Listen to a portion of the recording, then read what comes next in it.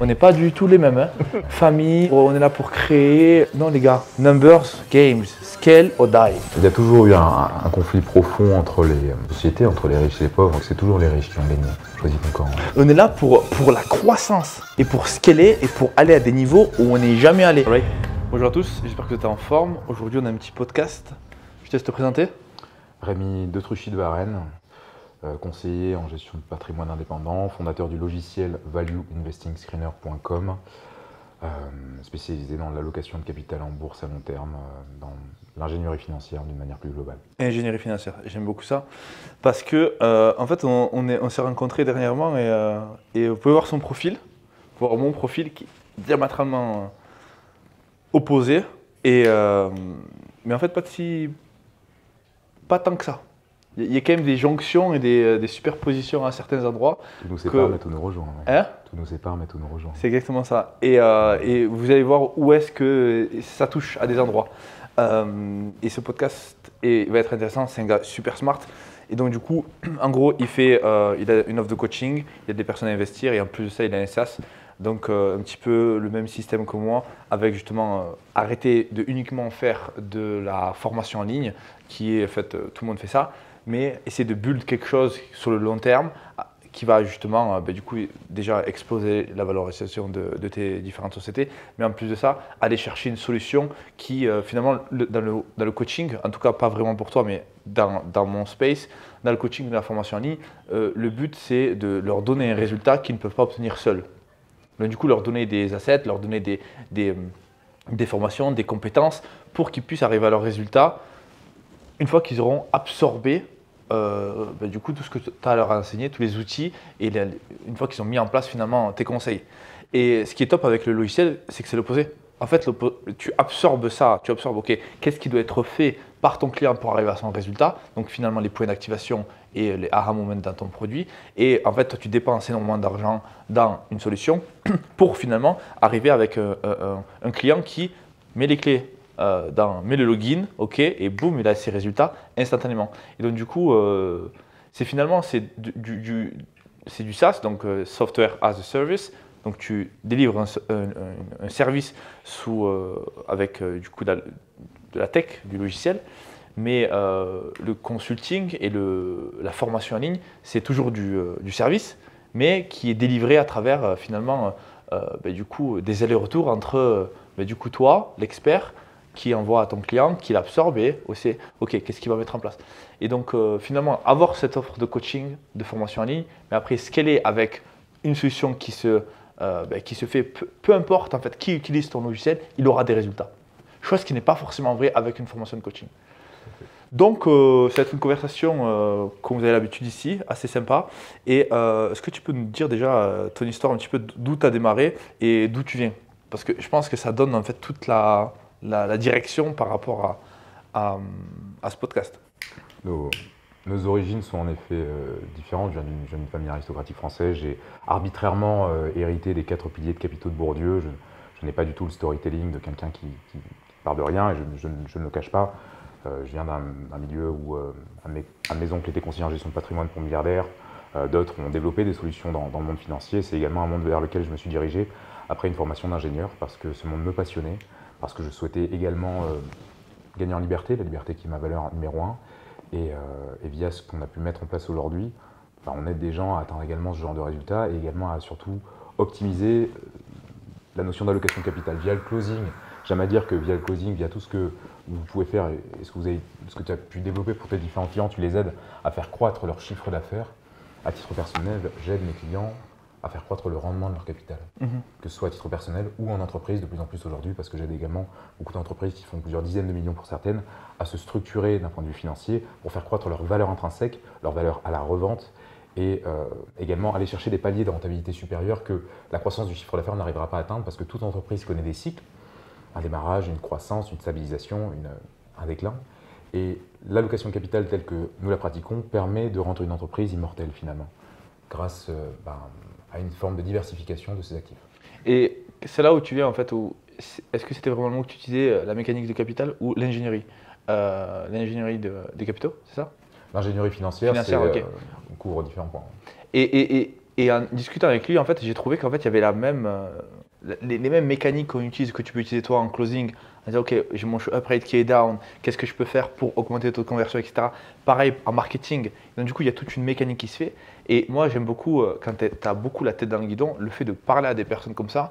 Parce que finalement, est-ce que ton taux de conversion sur toute la boîte passait de 10 à 15, du coup, c'est plus 50%. C'est dur à faire, OK, très bien. Mais du coup, faire de l'allocation de capitaux, ce que j'appelle faire des culbutes finalement, c'est arrêter d'essayer de forcer en fait. Trouver une manière de scaler, de lui passer une clé de bras et en fait tu fais du x2, x3 sans forcément avoir à travailler plus dur. Et c'est aussi bien pour les personnes comme moi qui n'arrêtent pas en fait de hammer avec du brute force et forcément soit des leviers marketing, etc. Ou pour des personnes comme toi qui sont, pas comme toi, mais comme les personnes qui sont uniquement sur du financier. En fait, tu peux pas, il n'y a pas qu'un levier en fait. Il n'y a pas qu'un levier. Les deux sont profondément complémentaires. Si tu ne cherches que de la croissance de ton chiffre d'affaires, tu vas cramer toute ta profitabilité, la valeur ajoutée que tu auras créée en matière de flux de trésorerie dans cette croissance qui, si tu n'arrives pas à vendre ton entreprise, induira une entreprise qui ne vaut rien. Et inversement, si tu n'as pas un vrai levier financier en matière de croissance de chiffre d'affaires, tu n'auras jamais un processus d'allocation de capital qui te permettra d'avoir quelque chose qui a réellement de la valeur à la fin de la journée. Mais ceci étant dit, typiquement en termes de croissance de chiffre d'affaires, beaucoup de gens, et on l'a vu encore dernièrement dans le mastermind dans lequel on s'est rencontrés, certains parlaient du fait d'atteindre, qu'est-ce que ça impliquait d'atteindre 1 milliard d'euros de vente. Mais je me fous d'atteindre 1 milliard d'euros de vente. Je sais qu'avec 50 millions sur une perspective de vente générée sur une perspective de 10 ans, ce qui, concernant mon industrie et la boîte qu'on est en train de créer, sera atteint, oui. Ça implique 50 000 utilisateurs, nous les aurons. Avec ce que je sais faire d'un point de vue financier, je n'aurai aucun mal à aller chercher en matière de valeur comptable 100 millions. Oui, bien sûr. En fait, c'est tu joues au game de ceux qui impriment le cash en fait. Bien sûr. C'est en utilisant différents leviers, ouais. La beauté de la création monétaire, ouais. l'effet cumulé, ouais. et bref, différents leviers en effet. Également l'allocation de capital actif qui permet d'utiliser 10 ans de travail d'une entreprise concurrente qui peut devenir partenaire, que tu peux donc absorber pour croître à la même vitesse, pour faire croître les deux boîtes, ou utiliser cette entreprise pour toi décupler ta croissance directement par absorption. Est-ce que tu peux parler un peu plus du risque que tu as pris? Parce que du coup, quand je t'ai vu en fois, je me suis dit, ok, ce gars-là, c'est pas un gars qui aime prendre le risque. Et en fait, c'est vrai. Mais tu as quand même je sais pas, tu as fait une erreur 4-5-4 assez jeune. Tu es parti en couille à ta manière et tu as décidé en fait, de tout quitter et de prendre en fait, ce risque-là. Et on parlait plutôt du fait de quels ont été les challenges et plutôt en fait avec le fait. En fait, c'est pour ça que je t'ai posé la question, est-ce que tu fais du sport? Parce que je ne comprenais pas en fait. Je me suis dit, c'est pas normal en fait. Que le gars il est né avec ça, il a sa vie, ok, apparemment ça a l'air de bien se passer, et puis d'un coup, il part comme ça. Tu pars tout seul. Et c'est pour ça qu'après, je t'ai posé la question, est-ce que tu fais du sport extrême? Est-ce que tu as quelque chose? J'ai été sportif de haut niveau, voilà.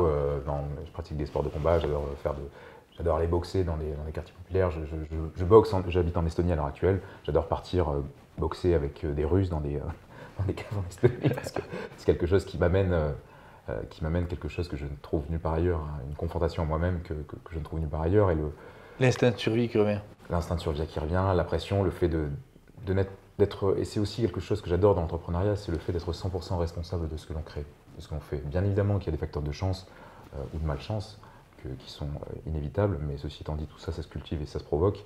Mais le sport de combat a ça de vrai que tu es responsable de ce qui t'arrive. Tu es responsable si tu te blesses parce que tu es mal protégé, tu n'as pas accepté la chute, tu as été trop agressif.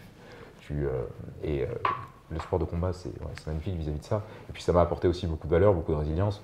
Je suis ingénieur de formation, je suis accrédité par l'autorité du marché financier, j'ai énormément travaillé d'un point de vue théorique le domaine qui est le mien, mais rien ne m'a apporté plus de choses que le sport au niveau. Rien. Et aujourd'hui, la façon dont nous pratiquons l'entrepreneuriat, c'est du sport au niveau. C'est de l'intensité folle. On travaille de jour, parfois de nuit, souvent les week-ends. On va chercher de l'ultra-performance en nous-mêmes, dans nos équipes aussi. On va venir coacher, ce que j'ai vécu aussi, en ayant eu des coachs remarquables. J'ai été coaché par une médaillée d'or olympique. Et c'est vraiment aller chercher cette force interne-là en nous, mais aussi et surtout, lorsqu'on va sur du logiciel, en nos équipes, via des gens qui fondamentalement sont smart et plus durs à faire bosser, parce que faire bosser deux personnes qui… faire bosser… De Mongols. Faire bosser deux personnes qui ne sont pas intellectuellement aussi performantes qu'un développeur ensemble, c'est pas très difficile, mais faire en sorte que deux personnes extrêmement smart collaborent ensemble. Ah, c'est dur. Ça, c'est dur. Et faire ça à scale aussi, faire ça à scale sur la durée. Faire ça à scale, qui plus est toi te concernant avec des personnalités de nationalités différentes, il y a réellement un gros challenge vis-à-vis de ça et c'est oh mon Dieu que c'est plaisant. Mon Dieu que c'est plaisant. Et ouais, vis-à-vis de cette notion d'erreur 404 que tu nommes, c'est-à-dire que assez rapidement, j'ai pris un aller simple pour Tallinn et j'ai vraiment fait en sorte de me mettre dans le rouge pour Quel âge as-tu? Être dos au mur. J'ai 27 ans, je viens de faire 27 ans. Et dans cette situation-là, je n'avais pas l'impression de prendre un risque. Parce que dans la situation dans laquelle j'étais, j'avais finalement trois choix, qui étaient celle de demander de l'argent à mon réseau pour créer l'entreprise de logiciel que j'avais, celle de candidater dans un incubateur de start-up subventionné pour aller chercher également de créer ça, ou alors partir dans un environnement relativement hostile qui allait m'apprendre une compétence fondamentale que je n'avais pas parce que ce n'est pas intrinsèquement en moi, qui était la vente, notamment sur Internet, pour acquérir la compétence fondamentale dont j'avais besoin pour derrière déjà générer des flux de trésorerie et autofinancer finalement Bootstrap, le logiciel que je souhaitais créer. Et de ce point de vue-là, je n'avais pas l'impression de prendre un risque. C'était même la façon la moins risquée que j'avais de réussir mon projet que d'apprendre la compétence fondamentale qu'il me fallait. Donc la vente. Je vois du self-aware. Tu étais self-aware. Tu es self-aware.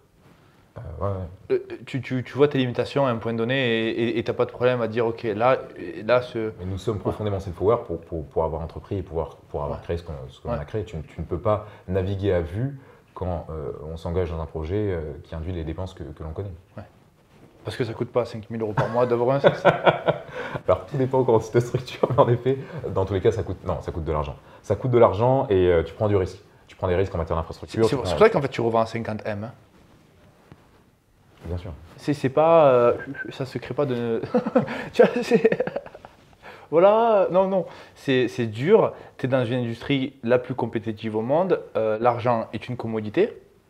Ça, en fait, très important à comprendre, c'est que des gars qui lèvent pas des 80 millions comme ça, mais des 500 000, des 1,5, des 2, des 10, des 15. Non, en fait, on a tous les jours. Donc, du coup, en fait, l'argent, ouais, d'accord. Mais c'est plutôt la team, le projet, le product, le head of product, qui fait que. Et aussi, j'aime beaucoup, en fait, parce qu'on a pensé à la même chose en termes de levier. C'est ce que je disais au nouveau CEO de Learnybox, qui était en fait, même si on a beaucoup, parce que YC, 9%, YC, plus gros incubateur au monde de start-up. Donc, il y a du Airbnb, il y a du Airbnb, il y a du Uber, il y a du tout, quoi. Et donc, du coup, ils te font rentrer, ils te reshape, ils t'aident à te reshaper ton offre et ton product market fit et ils te filent l'argent, quoi. Et là-bas, c'est 9% de success rate. C'est-à-dire qu'à l'endroit le plus prospère, là où tu as le plus de chances. Avec une sélection drastique à l'entrée, le pourcentage de succès à la fin est finalement faible. Alors que finalement, le pourcentage de succès des entrepreneurs du net qui avaient en amont généré quelques millions, qui se sont lancés dans l'industrie du logiciel en règle générale, est bien meilleur. Et vis-à-vis de… Uniquement si tu as un network. C'est-à-dire que il faut du réseau, bien sûr. En fait, c'est là où je voulais en venir. Donc ça, c'est une chose. Comparé à des gars avec des moldus qui commencent comme ça, quasiment aucune chance. En plus, là où je pense que là, on commence, et tu le vois avec Baker, tu le vois avec Kairos, tu le vois avec différentes startups, tu le vois avec Neil Patel, tu le vois avec ClickFunnels, tu le vois avec Learnybox, tu le vois avec… Et ça, c'est vraiment un move que je vois, c'est finalement, tu fais un cash flow business, donc un truc où tu es 100% transparent avec toi, tu sais que tu ne pourras jamais revendre, mais qui génère du cash. Tu t'aides. Donc au début, tu commences à The Consultant. Okay, donc par exemple, si tu es closer, tu fais du closing. Très bien. Quand tu fais du closing, après, bam, tu fais peut-être une agence de closing. Après, tu lances une formation de closing. Après, ce que tu fais, c'est que tu remarques tes problématiques dans l'industrie dans laquelle tu es. Et tu commences à développer une solution en mode agency. Tu le fais pour la personne et tu échanges ton temps contre l'argent. Après, tu utilises ton cash pour créer la solution qui va pouvoir solver le problème en automatique. Et donc après, tu as déjà tous tes clients, tu as déjà tous tes problèmes. Et donc en fait, je pense qu'il y a beaucoup de problématiques. La raison pour laquelle c'est 9%, c'est parce qu'en fait, c'est des gens qui arrivent et qui disent bon, ben, je vais lancer le YouTube du. Alors qu'ils n'ont pas du tout vécu. Enfin, tu as cette notion assez très juste qui, lorsque tu te mets à gagner de l'argent, tu vas te retrouver à avoir des emmerdes proportionnelles à globalement ce que tu as sur ton compte en banque. Ah. Tu découvres ce que c'est les honoraires d'avocat, tu découvres différentes choses. Et c'est vrai que si tu te lances directement dans l'industrie de logiciel, sans avoir vécu tout ce qu'on a pu vivre avant en matière d'étapes fondamentales en tant que chef d'entreprise, tu as vraiment beaucoup de raisons de te planter, en effet. Et l'autre, il y a ça. Et l'autre point fondamental, c'est aussi la surdisponibilité de l'argent est malsaine. C'est très intéressant d'apprendre à maîtriser ses coûts. Et lorsque tu es bootstrap, tu n'as pas le choix que de maîtriser tes coûts. Et cette maîtrise des coûts te permet derrière de également bien mieux hiérarchiser, de bien mieux aller chercher un MVP pour derrière. Et à partir du moment où tu as cherché ton MVP, tu arrêtes d'agir avec l'ego de te dire j'ai la solution pour mes clients. Tu te mets à écouter tes clients pour augmenter ta LTV, pour derrière faire croître ton logiciel du point de vue de tes clients. Mais finalement, on ne va pas. Enfin, Facebook ne s'est pas créé du jour au lendemain avec la version actuelle. Ouais. Ils ont commencé par quelque chose de très basique, qui était un réseau social entre universités. Et derrière, ça s'est construit. Et l'écueil que tu as, selon moi, lorsque tu te lances via un gros incubateur, c'est que tu penses directement en Facebook sans penser à toutes les marges d'escalier qu'il y a en amont, alors que lorsque tu es bootstrapped, tu es confronté finalement à toutes ces étapes-là et tu vas beaucoup plus facilement respecter et hiérarchiser des étapes absolument fondamentales pour construire la solution technologique que tu as choisi d'édifier. Ouais. Et un truc aussi important à prendre en considération, c'est le coût d'acquisition pour moi. Chose qu'on n'a plus à faire en fait avec nos business. Et qu'en fait, en tout cas, le besoin est à reconsidérer. Ouais. Et l'importance est à reconsidérer. Parce qu'encore une fois, tu es bootstrap. Donc, tu as dépensé 100, 300, 500 000 euros pour 1 million, 2 millions, 50 millions. Enfin, pas 50 millions, mais Baker, il dépensait 250 000 euros pendant 4 ans. Okay, 4 à 5 ans, donc ça fait par mois. Hein. Et donc, du coup, ça fait du cash. Et donc, du coup, le truc que les gens n'arrivent pas à comprendre, c'est que déjà, il faut payback ses investisseurs. Donc, moi, toi, au final. Et le fait d'acquérir un client, ça va te coûter, ça peut te coûter 100, 200, 500, 1000 euros. Et le fait de ne pas avoir à faire ça, moi, j'ai des closers dans toutes les industries, ils nous ramènent des clients, ça se vend tout seul. J'ai respecté le fait les étapes entre guillemets de Samovens en commençant par le consulting pour derrière développer un programme, pour derrière développer une entreprise de conseiller en gestion de patrimoine avec plus de 10 millions sous gestion, pour ensuite aller vers le logiciel. C'est sûr que ça prend du temps, les gars, ça prend du temps. La base de clients était constituée et Rome ne s'est pas fait un jour. J'étais dernièrement au Cambodge, j'ai admiré les temples d'Angkor, la cité d'Angkor Thom, et quand tu vois ces édifices qui ont traversé les âges pendant 1000 ans, bien évidemment qu'ils ne se sont pas construits en un an ou deux. Il faut accepter d'avoir une vision long terme et de faire preuve de recul et de stratégie pour accepter toutes les étapes par lesquelles tu dois passer pour arriver à ton but fini. Et c'est extrêmement important de ce point de vue-là d'avoir des OKR à 5-10 ans pour pouvoir ensuite… Je n'ai pas, je dois avouer que je n'ai pas. Mais tu as une vision de là où tu veux aller. Tu as un OKR, c'est un objectif key result. Tu as le key result de là où tu veux aller. Donc fondamentalement, tu en as un. Ouais. Et en ayant cette vision de là où tu veux aller, tu peux derrière, par rapport à la vision stratégique que tu as et qui est fine et intelligente et remarquable, tu peux derrière découper les étapes pour savoir où tu vas aller. Et c'est ce que tu as fait pour créer iClose, qui est au passage un logiciel remarquable. Et c'est ta vision qui t'a permis de découper. Sans vision, tu ne peux pas du tout aller là où tu es. En fait, c'est simple, je ne sais pas si je te l'ai dit, mais comment ça a démarré, c'est que parce que moi, depuis le début, j'ai des développeurs dans la team, depuis 2-3 ans en fait. Et j'ai toujours trouvé que c'était une aberration de devoir mesurer les performances sur des Google Sheets. Je n'aime pas les Google Sheets. C'est instable, c'est insupportable. Après, quelquefois, tu vois des formules, des hiéroglyphes, tu ne comprends pas. Et j'ai toujours eu ça. Et c'était en montrant ça à un client, par erreur, comme mon sales manager. Et le gars nous a dit, je suis prêt à vous payer 20 000 euros pour déployer cette solution. Et c'est par erreur comme ça qu'on a dit, en fait, on ne va pas le faire en agence, mais qu'on va le faire en SaaS. Mais sinon, en fait, je ne serais jamais tombé dessus. Pour le coup, mon histoire est différente dans le sens où, dès mon école d'ingénieur, j'ai développé les algorithmes que l'on utilise aujourd'hui et ces algorithmes-là, qu'on a mis à disposition de nos clients, et ces algorithmes-là m'ont aidé et m'aident encore aujourd'hui à aller détecter et dénicher des boîtes remarquables partout dans le monde en suivant des critères sur lesquels financiers. investir. C'est ça. Très rapidement, mais j'ai du coup un logiciel qui permet de screener ce qu'on appelle les états financiers des entreprises. Toute entreprise cotée en bourse a une obligation de publication de son bilan comptable, de ses comptes de résultats, etc. et de ses performances de dividendes, par exemple. Et nous, avec quelques critères, on peut aller trouver une boîte que l'on achète une bouchée de pain et qui verse 20% de dividendes au fin fond de la Mongolie, quoi. Et ça, de base, c'était ce que je faisais. C'est un hat spy pour les actions cotées en bourse. les actions cotées en bourse. Tout à fait. C'est l'idée. Et ça je l'avais initialement. Par contre, c'est un petit peu entre le fait d'avoir un Google Sheet et le fait d'avoir une solution assez stable pour onboarder 10 000 closers, il y a un monde qui est finalement monumental. Le Bon Coin, c'est le Bon Coin de.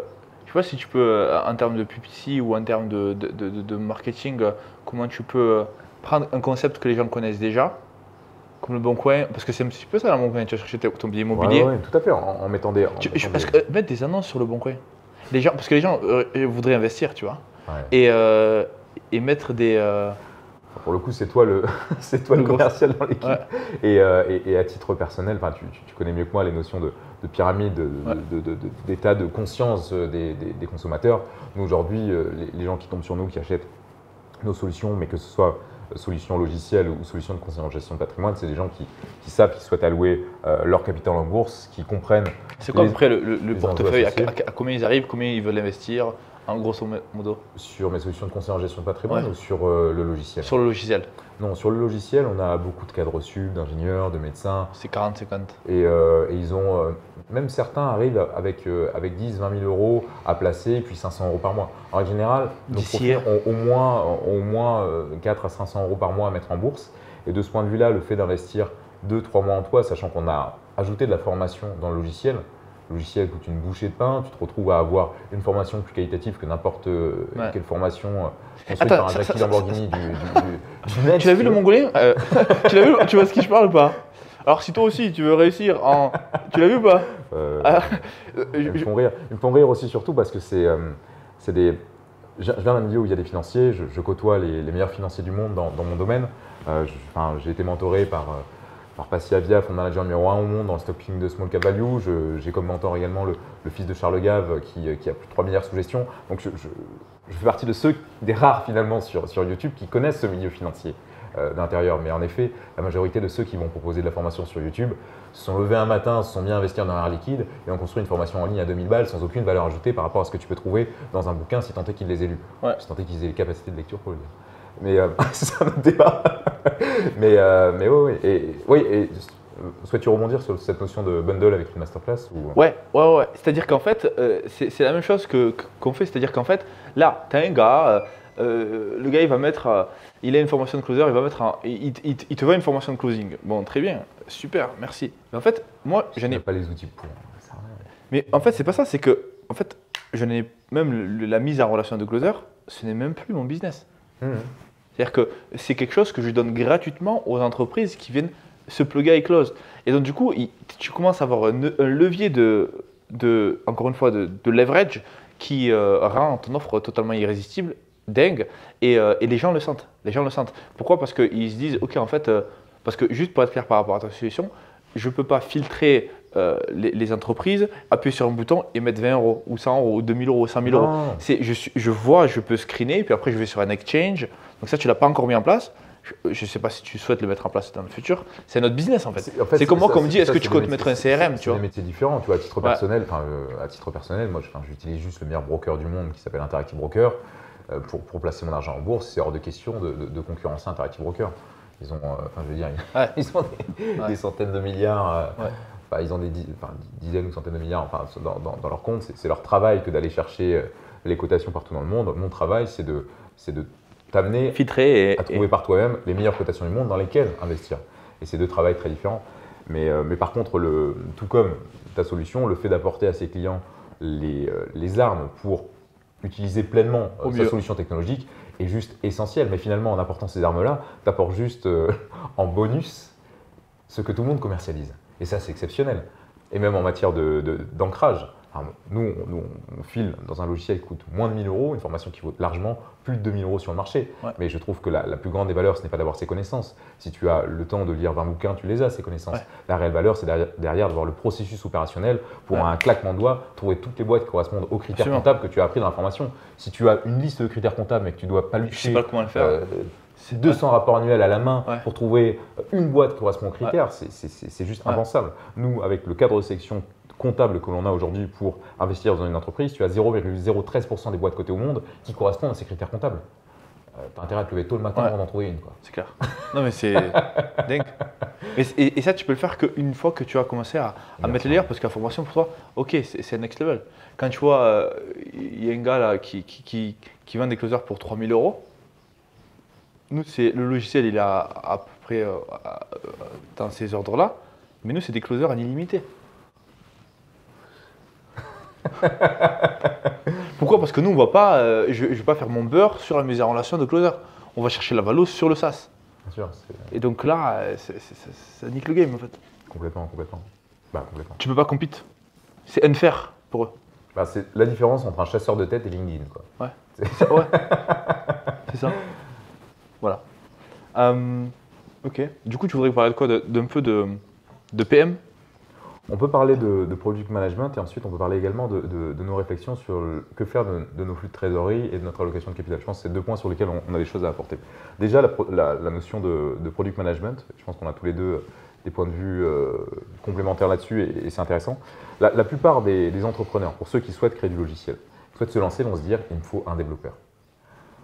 Alors que c'est La dernière chose à faire. la dernière chose à faire finalement lorsque tu veux créer un logiciel. L'étape numéro 1, c'est vraiment de t'accompagner d'un product manager qui va être un traducteur entre ta vision en tant que fondateur et les développeurs qui sont…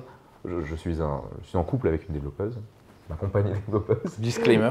Et C'est des créatures différentes. nos moyens, nos façons de communiquer sont juste différentes et ils ont besoin de… Et le product manager, son rôle, ça va être de construire des spécifications Très précises. très précises, de hiérarchiser les tâches à faire pour que derrière, ton développeur arrive et sache exactement quoi faire. Un développeur, c'est un joueur de foot qui coûte une blinde. Ouais. Et ton rôle, c'est pas de lui waste. apprendre à se masser les mollets après le match. Ouais. Non, tu lui prends toute l'équipe autour pour lui masser les mollets, pour Ouais. qu'il ait la bonne alimentation, le bon ceci, le bon cela, et ensuite il va sur le terrain et il tape dans le ballon. Mais quand on parle de ça, on parle d'un truc ultra précis. Par exemple, on n'est pas en train de dire je veux un logiciel qui fait ça. Non, ça c'est déjà fait depuis 6 mois. On est en train de dire le gars clique là, il y a 3 boutons qui sortent, il clique là, ça fait tas d'actions, il y a ces boutons qui disparaissent, il y a ces boutons qui apparaissent. Voici, on appelle ça des user stories en fait. Et donc du coup, mais combien de boutons tu as, combien de combinaisons tu as dans ton logiciel, quels sont, toi tu l'as pas, moi je l'ai, c'est combien de rôles tu as dans le SaaS, qui voit quoi, qui peut toucher quoi, qui peut supprimer quoi, et qui a les accès. Et donc en fait, sur un écran que tu vois, sur un bouton, il y a… Ça dépend, mais il peut y avoir un nombre fou de user stories. Nous, le gros enjeu au niveau product management, c'était notamment le fait d'avoir, un de mes cofondateurs et qui est également conseiller en gestion patrimoine et ingénieur, le gros enjeu, c'était qu'il devienne vraiment justement ce Head of Product Management pour transmettre aux autres product managers la connaissance des API financières. Donc des bases de données financières. Qu'est-ce qu'une API ? C'est une clé. Bon, une API, c'est une clé qui donne accès à l'entreprise. C'est-à-dire, si tu as une clé API sur Calendly, tu peux aller récupérer tous les calls, tout ce qui se fait. D'ailleurs, on sait ce qu'on fait. C'est une base de données avec de la technologie dessus pour pouvoir faire les requêtes que l'on veut. Typiquement, de notre côté, on va payer différentes API financières pour pouvoir, et on va les agglomérer pour pouvoir avoir accès aux données financières du monde entier. Mais on ne va pas nous-mêmes aller récupérer les données financières de chaque rapport annuel des centaines de milliers d'entreprises cotées au monde. On va payer des fournisseurs de données, qui sont finalement nos fournisseurs, et d'ailleurs qui coûtent très cher dans mon domaine, pour aller récupérer ces données-là. Et juste sur un point, c'est que aussi quand tu as tous ces partenaires, en fait, le truc qu'il faut faire, c'est qu'il faut maintenir ces API. C'est-à-dire que les gars… en contact direct avec les fondateurs. Ils échangent toutes les 2 minutes, ça casse un truc. Il y a du maintien et typiquement le développeur n'a pas de connaissances financières. Et mon but, c'est pas de faire de mes développeurs des financiers. Ouais, non, c'est clair. Leur rôle, c'est de coder. Et le rôle du product manager, c'est de par sa compréhension des API et du processus opérationnel d'une méthode Scrum Master, eh bien, de transcrire et de l'associer à tout un processus afin de délivrer en temps voulu et d'avoir une certaine performance de livrabilité pour sortir rapidement un logiciel. Et en l'occurrence, nous, avec une très très bonne planification, on a sorti un MVP un délai record. Ouais. Mais ça vient vraiment d'une très bonne planification et d'un très bon travail. C'est ça, de on n'est pas obligé de dire je pense pas que ce soit important pour toi de partager ça et je ne le partagerai pas.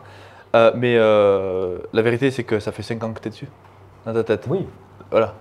Donc c'est ça, c'est ce qui. Voilà, finalement, et non, mais je peux le partager. Ça fait 5 ans que je suis dessus en matière de product management. Et le temps de développement du MVP, ça a été 2 mois. Bon, aujourd'hui, depuis, c'est de la constante évolution, c'est de la ressource en plus, etc.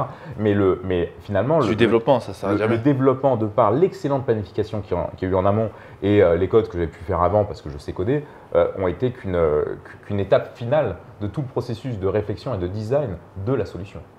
Ouais. Qui pour nous est différente parce que, en fait, nous, si tu veux, la manière dont on a commencé, c'était vraiment sur du tracking de sales. Ouais. Donc le dashboard, ça allait super rapidement. Mais parce que c'est simple en fait. Mais après, quand je l'ai regardé, j'étais encore une fois, je pense que j'étais assez self-aware. Donc self-aware, autoconscient, c'est un anglicisme, mais conscient du next step, quoi. Conscient de là où tu es et pas être don't get high on your own supply. Naviguer pas à vue, ouais. Et du coup, j'ai vu ça et je me suis dit, c'est pas suffisant. Et après, je dis, ok, qu'est-ce qu'on peut aller chercher d'autre? Et c'est là, en fait, où on a trouvé le scheduler. Et le scheduler est d'une complexité que tu n'imagines pas. Les créneaux sur différentes time zones, quand est-ce que le gars le voit, les disponibilités, est-ce qu'il n'est pas booké, ou qui voit quoi, qui voit quelle time zone à quel moment donné. Enfin, c'est un bordel. Et c'est pour ça qu'en fait, Calendly paraît aussi simple. À chaque fois que vous voyez un logiciel qui paraît simple, c'est que derrière, les gars, c'est ultra compliqué parce que pour faire montrer sur le front-end quelque chose qui est d'une simplicité comme la tienne par exemple, oh c'est simple, le petit slide, je passe, non mais derrière tu as une database et surtout qui update, bref, c'est ultra complexe et donc du coup on voulait tout simplement partir sur simplement le tracking. Je t'ai parlé de l'histoire avec Calendly. Que j'ai demandé à Calendly, qu'ils avaient refusé et c'est pour ça qu'on est parti sur ça. Et donc nous, en fait, on est dans l'innovation. Au début, le tracking, c'était assez simple de le faire, mais quand tu pars sur un scheduler ou que tu crées une solution qui n'existe pas, je pense qu'il y a une stratégie qui est différente et qui est une stratégie finalement en fait, on pousse et on voit.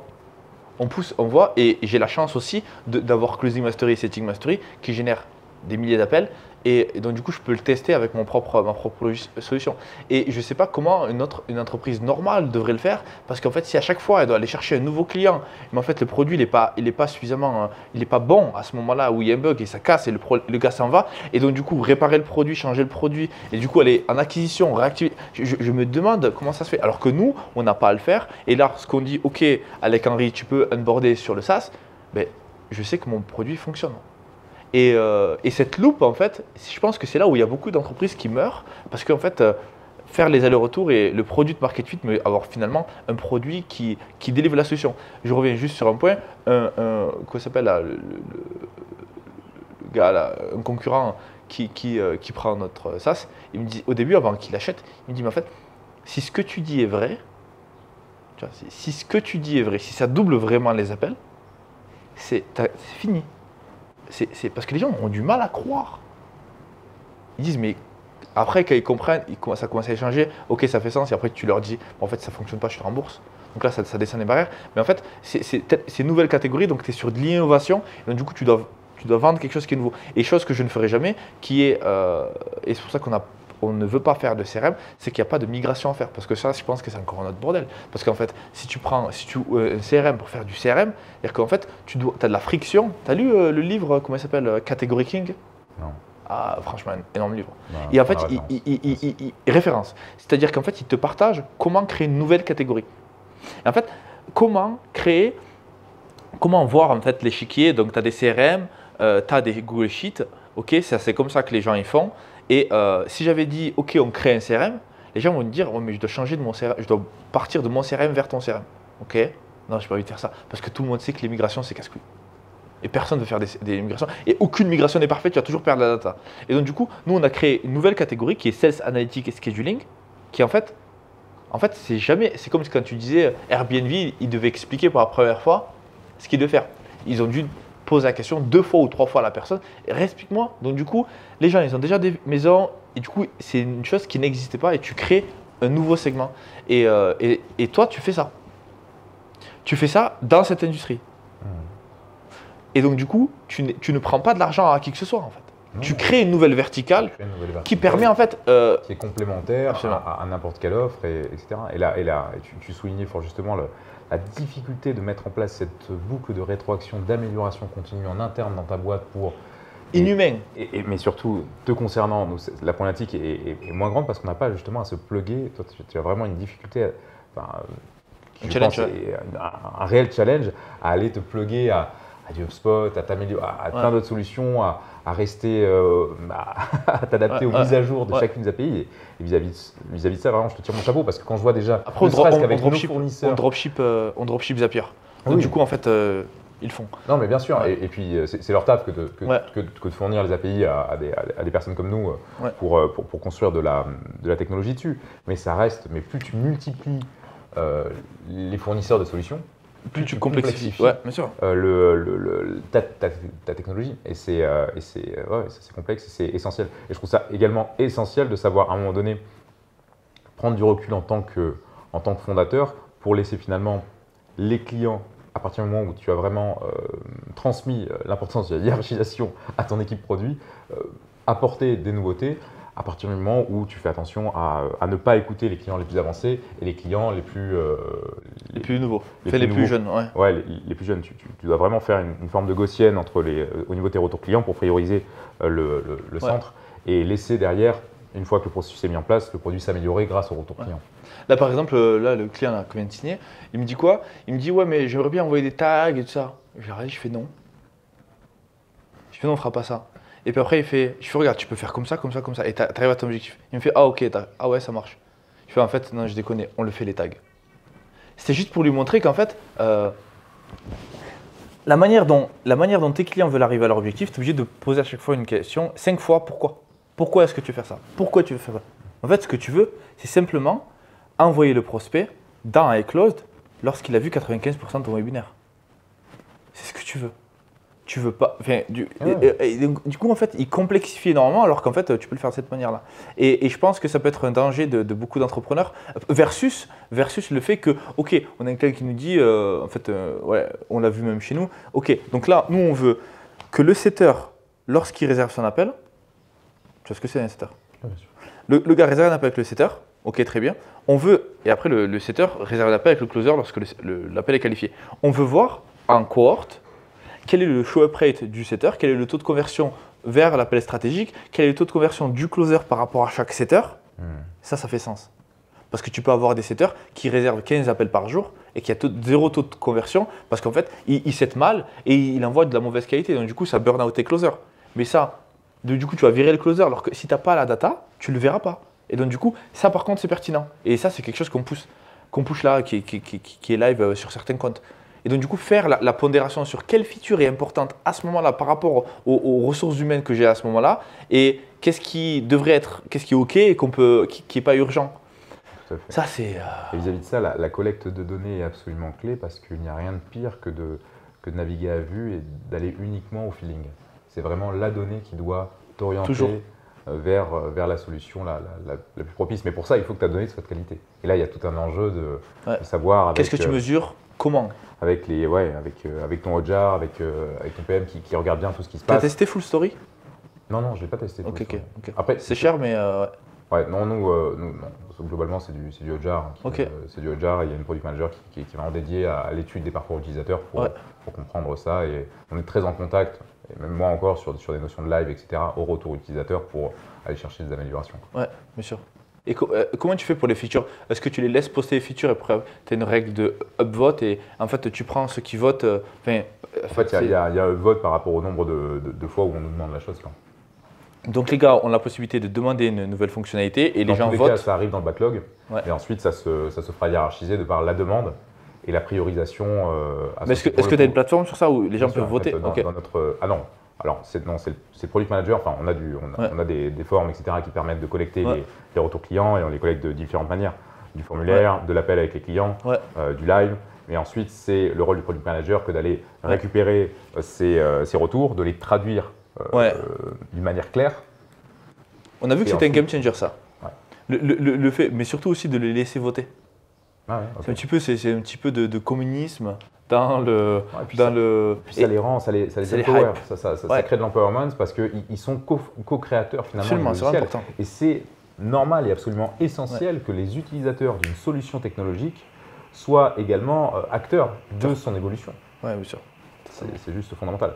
Parlons de croissance. Parlons de croissance parce que j'ai une théorie qui est celle de se dire que tout marché arrive tôt ou tard à saturation et que vis-à-vis de ça, il est intéressant d'utiliser une partie de ses flux de trésorerie pour allouer du capital différemment afin d'assurer la croissance de la valeur intrinsèque de la boîte, même le jour où tu ne pourras plus, parce que le jour où tu ne peux plus croître à coût de 15-20% par an et que tu te retrouves à croître de seulement 5% par an, à ce moment-là, ton capital, si tu arrives à le faire croître à 10-15% par an, il prend le dessus en matière de croissance. Et tôt ou tard, si tu as fait un bon processus d'allocation de capital, tu peux te retrouver à avoir tes capitaux propres qui croient plus vite que ta boîte sur une perspective de 10-20 ans. Toi, quelle est finalement ta stratégie pour assurer la croissance de iClose, même le jour où tu arriveras à saturation de ton marché? Donc déjà, cette question n'est pas pertinente sur iClose, je pense. Cette question était pertinente sur Closing Mastery. Et la solution et du coup, pour répondre à cette problématique, j'ai justement créé Setting Mastery. Donc du coup, les entrepreneurs, ils avaient des problèmes de créer, de recruter des setters. Pourquoi? Et finalement, parce qu'au moins ils ont d'appels, au moins ils ont besoin de mes closers. Et donc du coup j'ai créé, en fait moi, mon but, c'est qu'ils aient un calendrier plein à craquer. Du coup, ils vont avoir besoin de plus en plus de closers. Et une chose qui différencie un petit peu nos markets, c'est que finalement, sales is the highest turnover industry. C'est pas quelque chose qu'on changera, donc ça c'est quelque chose à prendre dans ta pondération, qui n'est pas vide d'essence. Et on va y revenir dessus, parce que c'est très intéressant. Tu as d'une manière intrinsèque une LTV qui sera supérieure à la mienne parce que tu agis dans du B2B alors que je suis dans le B2C et que du coup le turnover sera forcément plus important. De base. Après, on n'est pas à l'abri d'une AI. De Calendly qui se réveille, qui améliore enfin sa solution. Non, même pas. Oublions iClosed, mais d'un point de vue recrutement de sales. Oui. D'une AI qui vient et qui. Donc voilà. Et donc, quand j'étais face à ça, je me suis dit, OK, on fait des mises en relation de closer, on fait des mises en relation de setter. Les gars, on a 3 ans d'avance sur eux. Très bien. Mais comment moi, je veux être le seul. Je vais être le seul à manger à la table. Dire, mon concurrent ne peut pas faire de profit. Je ne veux pas que mon concurrent fasse de profit. Si ça te plaît, ça te plaît pas, je n'ai rien à foutre. Il ne peut y avoir qu'un seul. OK, à the level qu'on aim. On en a vu, il y avait ce week-end, on n'est pas du tout les mêmes. Hein. Il y en a qui sont là, famille, plus ou moins fin, famille, on est là pour créer. Non les gars, numbers, games, scale or die. Période. Il y a toujours eu un conflit profond entre les sociétés, entre les riches et les pauvres, quelles que soient les époques. C'est toujours les riches qui ont gagné. Choisis ton camp. Donc c'est ça en fait. Et on est là pour la croissance et pour scaler et pour aller à des niveaux où on n'est jamais allé. Voilà. Je veux que toute personne qui investisse en bourse sérieusement sur un horizon de 2 ans en France ait entendu parler de ma solution. Une fois qu'on aura inondé le marché français de notre solution, dans un second temps, on attaque l'international. Bien sûr. Ça c'est. Et j'imagine que c'est pareil pour toi. Donc on était sur ça, ok. Donc comment on fait pour peut-être que, enfin, ils sont pas, parce que on va pas sortir des boîtes ici, mais ils ont recruté la plupart des entreprises qui étaient, ils ont recruté les causeurs partout, et à chaque fois ça ressort. Tu l'as vu. Le gars il fait sa présentation en place des closers et il dit ouais j'ai recruté le meilleur closer, j'ai recruté un closer, je suis content. J'ai niqué sa presse. Tu as recruté où le closer? Il se tourne, il me dit chez toi. Bon, merci. Donc du coup, on a ça. Très bien. Mais si on arrive à ce niveau, c'est que les gens, ils arrivent à voir déjà ce niveau. Et je ne veux pas qu'ils voient où on va en fait déjà. C'est-à-dire que mon compétiteur ne doit même pas voir l'uppercut qui arrive en fait. Et si lui, il est déjà en train de dire, tu vois, je vais construire des petits zapiers pour connecter. Si déjà je sais que mon compétiteur est déjà en train de passer à ça, je brûle la baraque. Vis-à-vis de ça, Je brûle la putain de baraque. Ouais. Et donc du coup, je crée une solution où je tue mon propre business. Ouais, bah, c'est Disruption. la création, enfin la destruction créatrice de Schumpeter. Absolument. Et, ouais. Tu connais? Bien sûr. Je peux avoir de l'eau, s'il te plaît. Vis-à-vis de ça, on a également un Et point. juste pour finir, Ouais. je la détruis en mettant justement, en créant le logiciel qui permet de générer beaucoup plus d'appels, donc répondre à cette problématique de base, à traquer et donc de mesurer. Pourquoi est-ce que je fais du tracking? Parce que je fais déjà générer plus d'appels et surtout traquer. Traquer parce que tu ne peux améliorer que ce que tu peux mesurer. Et si je prends un entrepreneur et je lui montre ces putains de stats, je lui montre que ses closers sont claqués au sol, je lui montre qu'il n'y a personne qui close, dans ce cas-là, il va me dire putain, il faut faire un truc. Il faut soit sortir ses closers, soit les former plus. Et du coup, tu viens chez moi pour les monter en compétences ou pour les recruter. Et on fait du recrutement en illimité. Et voilà. Ouais. Vis-à-vis de ça, Je suis très chaud là sur ça. Ouais. C'est à la fois un point sur le fondement, en fait sur l'initialisation, sur les 5 prochaines années, je suis fondamentalement d'accord avec toi sur le fait que, de toute façon, notre but, c'est d'être les premiers de notre industrie. Maintenant, en revanche, sur une perspective de 10, 20, 30 ans, je suis également persuadé que je me ferai dépasser à terme. Oui. Je suis persuadé que je me ferai dépasser à terme. En revanche, qu'est-ce que je peux mettre en place? C'est une réelle question qui m'a obsédé. Qu'est-ce que je peux mettre en place pour m'assurer que même le jour où ma solution sera obsolète, je gagnerai le game? Et vis-à-vis de ça, le choix que j'ai fait, c'est de mettre en place un processus d'allocation de capital qui m'assurera l'immortalité de mon business. Et très clairement, dans l'industrie dans laquelle je suis, on est, vis-à-vis du positionnement que l'on a choisi, on est sur du B2C et la LTV est capée. Donc la valeur par client sur notre logiciel est capée. Et je préfère du coup largement récupérer une LTV forte via une lifetime offer dans un premier temps pour derrière la placer à 10-20% de performance en bourse sur du long terme que d'aller chercher. On n'était pas du tout d'accord avec le fondateur, avec le repreneur de Learnybox. Et il disait, moi je préfère que les gars prennent Monthly à la place de Yearly. Non, il faut aller. J'ai bugué. En fait, on n'est pas sur des mêmes niveaux. En fait. Non, on n'est pas sur le même niveau. Enfin, on n'est pas du tout sur la même perspective temporelle. Là, le revenu récurrent n'a de sens. En fait, le perpétuel revenu est un mythe. Le revenu récurrent n'a qu'un seul but, c'est la maximisation de ta LTV. Donc, autant aller chercher la LTV maximale dès le début et la placer derrière à. Enfin, moi, tu me files 1000 euros aujourd'hui, je sais faire en sorte que ça rapporte 200 euros par an pendant 50 ans. Et donc finalement, la perspective de gain en matière de discounted free cash flow est bien plus grande. Oui. Et donc en prenant ces flux de trésorerie-là et en ayant le processus d'allocation de capital que j'ai, je m'assure d'avoir un capital qui croît, même le jour où mes flux de trésorerie d'exploitation diminueront. Ouais. Bien sûr. Ouais, en fait, lui, il me disait non, mais tu vois, parce que moi après, je préfère, parce que lui, il calcule son cash flow assez différemment. C'est qu'il dit, moi finalement, le gars, il me prend sur un yearly, mais moi, je le compte en MRR. En fait, et du coup, j'ai dit soit je ne sais pas compter, parce que pour moi, je préfère prendre 4000 euros sur une licence annuelle plutôt que 300 euros par mois. Et il me regardait comme si. Et du coup, je me suis dit, ouais, tu vois, bon, il vient de chez Rothschild, peut-être qu'il a vu un truc que j'ai pas vu. Et tu vois, et je me suis dit, en fait, peut-être que tu n'as pas développé le logiciel pendant un an et tu n'as pas ces coûts aussi, tu n'as pas cette urgence et tu ne veux pas croître en positif. Parce que le but, c'est d'avoir de l'hypercroissance, mais surtout de bien faire attention, d'être profitable dans cette hypercroissance. Parce que si tu es profitable dans une hypercroissance, tu fais x20 dans ton exit, tu vois. C'est pas x3, x4, x5, pas x20 peut-être, mais tu vas taper, tu doubles en tout cas le multiplier. Parce que les gars, ils disent quoi? Les gars, ils ont une croissance à 400% à l'année et ils sont profitables. Ils sont un truc sur du, je sais pas, 30-40% de marge sur de la croissance à 300-400%. Ça n'existe pas dans le SaaS.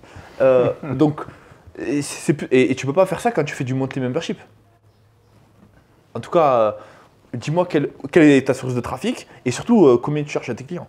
Ne serait-ce que sur une perspective de reverse engineering, si à peu près n'importe quelle boîte de la Silicon Valley va chercher de l'ARR et non du MRR, c'est pas pour rien. D'accord. C'est juste du bon sens et du. Enfin, Je sais pas pourquoi il me parlait comme ça en fait. Peut-être qu'il a une perspective qui est assez différente. Peut-être aussi qu'il est profitable déjà. En fait, il a racheté une boîte qui est déjà profitable.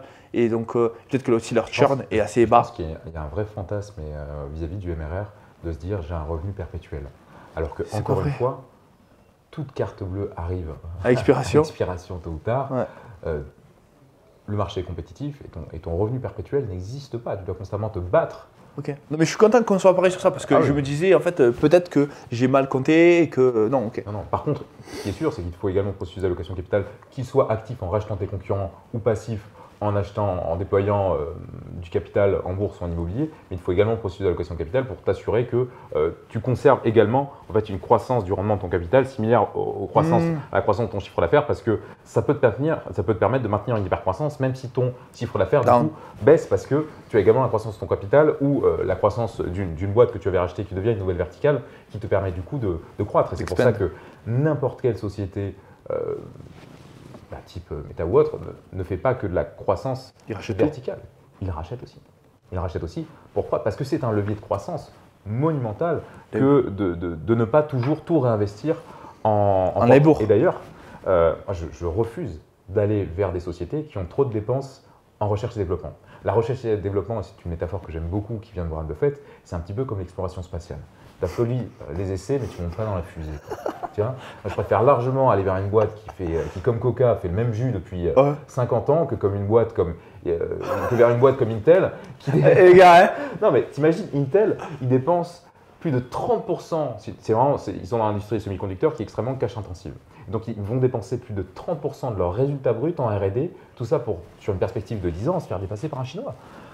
Je ne veux pas de ça dans mon portefeuille et je veux faire en sorte que cette réalité à laquelle je suis sujet, finalement, ne soit qu'un événement soudain dans la perspective d'avenir de mon entreprise sur une perspective de 10, 20, 30, 40 ans, parce que ce que je construis, c'est du capital, c'est du patrimoine, c'est du prédictible. Ce n'est pas un pari sportif. Je déteste pêcher des poissons en balançant des pierres à la mer. C'est pas la meilleure option. Il y en a qui investissent dans la crypto. Ouais. Qu'est-ce que tu veux? C'est ouais. Le darwinisme fera son travail. L'entrepreneuriat, ça bien qui. C'est en fait, ouais, ça revient à un ordre naturel à la fin. Oui, la sélection naturelle est réellement propre au milieu dans lequel on évolue, et c'est sain. Et c'est sain. Et d'ailleurs, c'est même sain dans une industrie. Il n'y a rien de pire, si tu veux saper un pays, que de subventionner une boîte non profitable. Et c'est d'ailleurs ce que fait la France avec une entreprise comme Renault. Ça lui ferait beaucoup plus de bien de se retrouver dans le rouge et de mettre en place un plan de restructuration pour réfléchir différemment sur sa profitabilité, plutôt que de se refaire subventionner et continuer dans les mêmes paradigmes qui ne vont plus pour rester profitable sur une perspective long terme. Une entreprise, après, une société qui va bien, c'est une société. Ouais, mais une société qui va bien, c'est une société dans laquelle des entreprises sont faillites, pour que d'autres puissent vivre.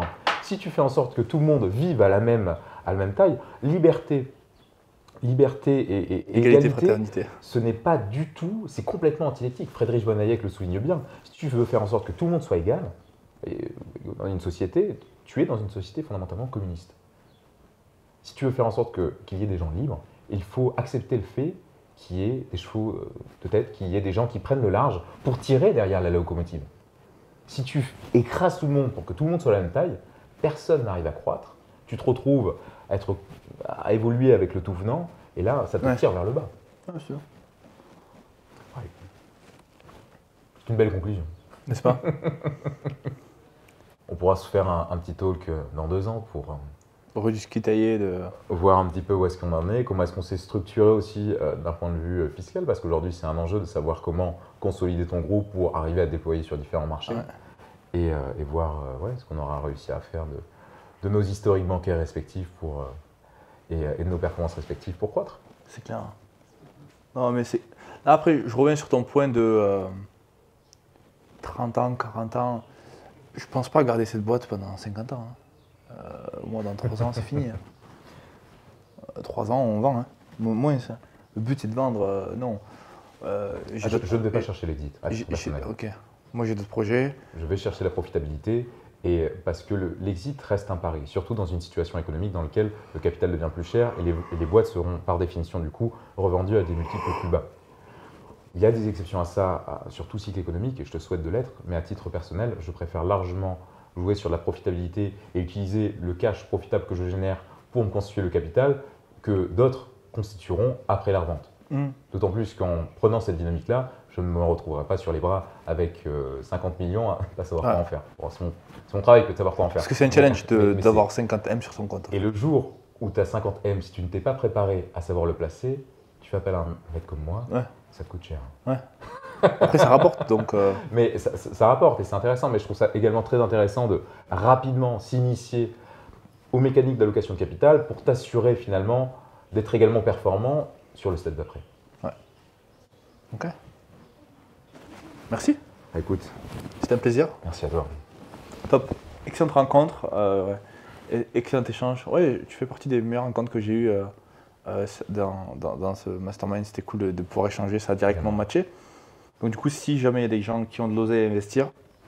Rémi de Truchy de Varennes, je suis là. Non. Chaîne YouTube, parlons long terme. Parlons long terme. Okay. Ah, mais ouais, d'accord, ok. D'accord. Je l'ai vu passer. D'accord. Ouais. Ok, cool. Ben écoutez, allez le follow, allez voir un petit peu ce qu'il fait et dites-nous en commentaire qu'est-ce qui vous a le plus plu dans ce brainstorming podcast. Je serais curieux de savoir. Et c'est des profils assez différents qu'on fait intervenir ici. Et dites-moi si ça vous plaît en commentaire. Peace.